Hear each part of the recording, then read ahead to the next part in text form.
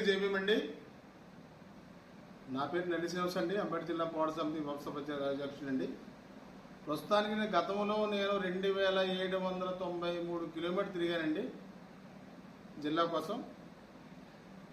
ఆ జిల్లాలో భాగంగా అనేక మంది కష్టపడి అనేక మంది కేసుల్లో పడి చాలా ఇబ్బందులు పడ్డారండి. అయితే అనుకోకుండా ఆ సందర్భంలో అంబేద్కర్ జిల్లా ప్రకటించడం జరిగిందండి.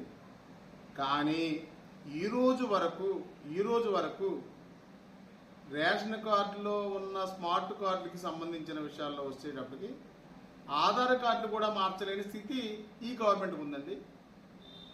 ఆధార్ కార్డులు ఇంతవరకు మార్చలేదండి. ఆధార్ కార్డుల ద్వారంగా స్మార్ట్ కార్డు చేసామని చెప్తున్నాండి. రేషన్ కార్డులో సంబంధించిన విషయాల్లో ప్రతి ఒక్కరికి బియ్యాలు అందుతున్నాయండి, సరుకులు అందుతున్నాయి సార్. కానీ ఇక్కడ స్మార్ట్ కార్డులు అంత అద్భుతంగా ఆనందంగా 3 ఎస్సీ ఎమ్మెల్యేలు సార్, ఒక ఎంపీ సార్, కనీసం వాళ్ళు ఇంతవరకు స్పందించలేదండి. ఈరోజు మేము గ్రీవెన్స్ సెల్లోకి వెళ్ళి కలెక్టర్ గారికి ఇద్దామంటే ఆర్డీఓ గారు ఉన్నారు సార్, వారికి ఇచ్చామండి.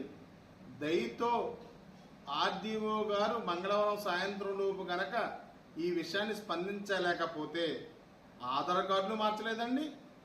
ఈ స్మార్ట్ కార్డు ఆధారంగా తూర్పుగోదావరి జిల్లా, ఈస్ట్ గోదావరి, అలాగే కోనసీమలు వచ్చిందండి. అంబేద్కర్ జిల్లా ఇంతవరకు రాలేదండి. అంటే ఆధార్ కార్డులు మార్చలేదు గవర్నమెంట్, ఈ స్మార్ట్ కార్డు రావడం కారణం అదేనండి.